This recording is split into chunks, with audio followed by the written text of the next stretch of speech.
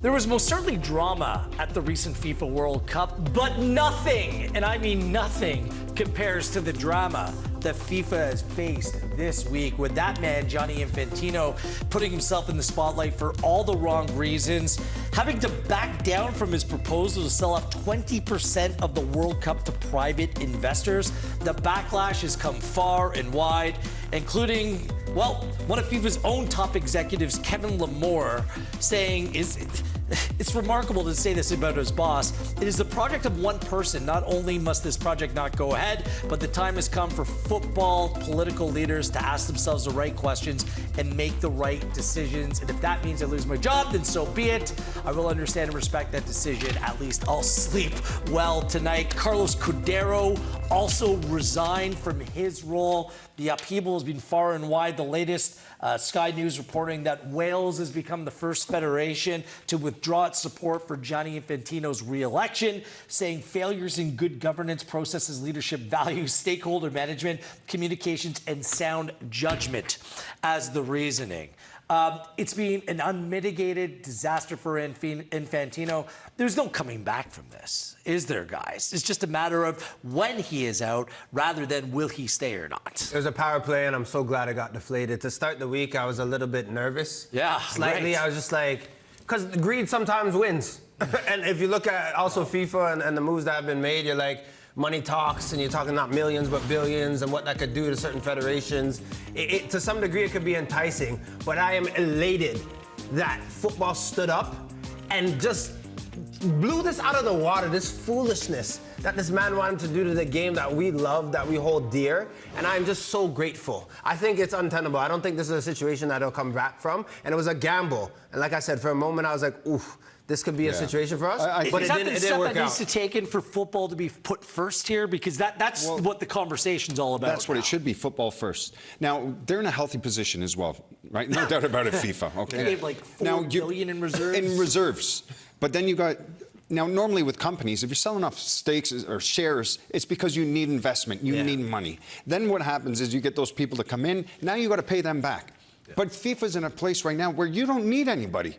You got a reserve that is off the chart, and money that goes around the world that helps other federations. They don't need more money.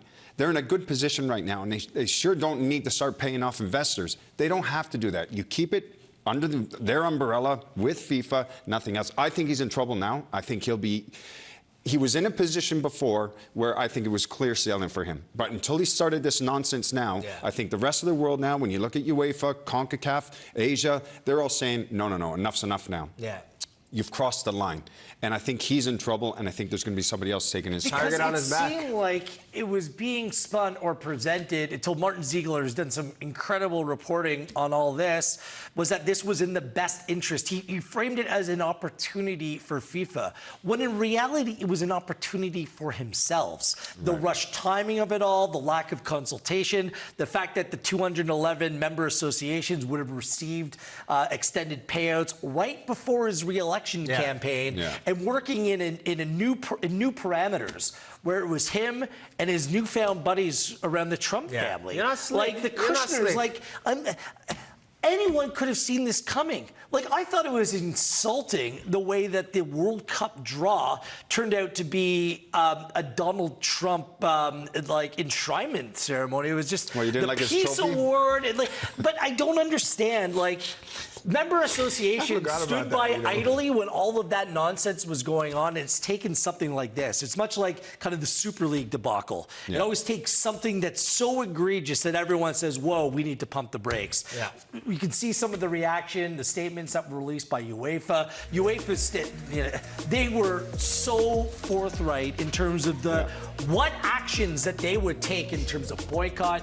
CONCACAF was probably pretty smart too, Jimmy, saying, well, UEFA, you guys can bat lead off because you have the most power in this process. And CONCACAF then followed suit afterwards. Well, they followed suit, which is the right thing to do. And I mean, look, with Europe, rightly so, they've looked at that situation. This is going way too quick. This does not make sense. Something else is going on, which isn't good for the game. And the game has to remain pure. And there's so much nonsense that's going on right now with FIFA. I just think Infantino, he's done now. But I love that CONCACAF actually stood up and said, you know what? No, that's not right what you're doing. We're back in Europe. and we're alongside. But they did them. it quickly as well, Yeah. too, Gaff and Wheels, which I appreciate. And naturally, after a World Cup, there is that hangover. It's not coincidence, the fact that Infantino used this time, right, to be like, okay, this is what I want to do. This is a power play move. But again, I'm so glad it was deflated quickly as well. Yeah. Let's talk about a Canadian, because Victor Montagliani, obviously the president of CONCACAF, former head of Canadian Soccer Association, and also FIFA vice president, one of 8 vice presidents. His name is being put into the mix in terms of the potential successor or maybe the opponent to Infantino come 2027 in the new presidential elections in FIFA. Is Montagliani the right man to take the helm and really jump up and go center stage and become the head honcho of FIFA? Like, that would be a huge role for move. anyone, let alone a Canadian, Jimmy. If there's anybody that can do it, it's Victor. Yeah. Victor's well respected in world football. Doesn't matter where he goes, people respect him. And I think around the world as well, they love what he's done at CONCACAF, how he's changed everything in CONCACAF right now. We're in a better place. And you need an individual like Victor that has a great business mindset, who understands the game, who has great leadership skills. He's respected. This is the guy for me that should be the next president of FIFA. And I don't see why he wouldn't be, because there's not many people that have got a bad word to say about Victor Montagliani. He's a people person, and he has a pulse on the game, which is important. I mean, I like to be But he's fair. by the book. Yeah, he is, right? But I don't know that the 7 as well. I'm not gonna come and sit here and act like I know the 7 vice presidents as well. But people person, the fact that you have a pulse on the game, the fact that you come from Canada and you have that genuine love, and you know what it's like as well, how much work you got to do as a Canadian on both ends, whether it's a player, whether it's front office. So yeah, obviously that's a candidate that I would love to see. It's funny, like, I know that in many people's mind, it has to be the perfect candidate. There's no such thing as a perfect candidate when it comes to this role. Everyone has things within the footballing world that other people will disagree with in terms of the way that they handle things or their relationships. But what I like about Victor is he shoots from the hip. Like, he's as real as it gets. And in a time where it's about the credibility of FIFA on the line, I mean, Victor Montagliani took over CONCACAF when it was in a state of, like, absolutely, it was a disaster at that point, coming out of Jack Warner and Chuck Blazer. The financials weren't good, and things have completely turned around.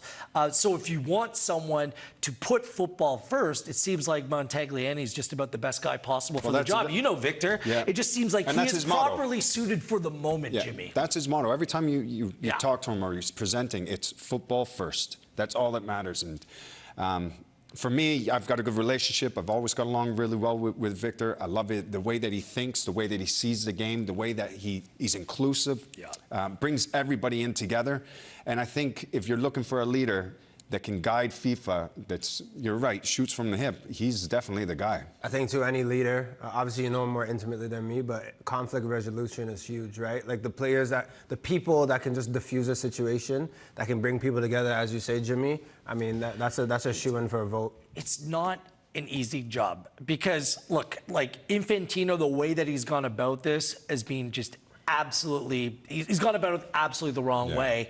But there is a requirement for the commercialization of the game to continue to be pushed. But it's about how and how far are you willing to go, which sacrifices the play on the field. And this is going to be the great balancing act. I think Infantino got a lot of it wrong at the last World Cup, like a lot of it wrong. I think there needs to be a recalibration, but there's going to be the push-pull argument, Jimmy. Like, how far That's do you because go? priorities aren't in the right place, though, right? That's what I would say. Sorry, go ahead. When you talk about this World Cup, the amount of money that they made on the commercial side from people that work in FIFA that done that. They didn't go outside to get this done. These are deals that were made in-house. So why now all of a sudden you've got to sell off a stake to get other people to come in to make more money when you've actually made record sales this year in your commercials, your deals? Well, what do you need more? It's reported that the role would have kind of made him the commissioner of football, Infantino, making $30 million a year. I mean, it seems like everything that Infantino's done over recent years has been self-serving. Some of his rants, some of the pettiness,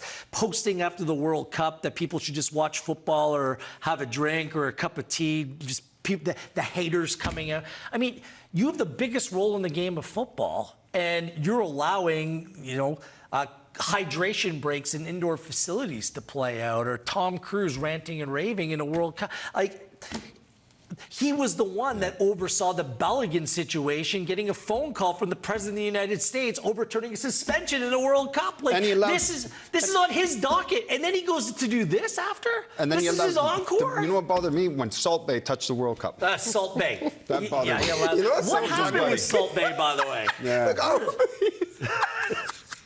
I'm sorry, just because I know you and I know how upset you The minute I saw that. Salt Bay. He was done.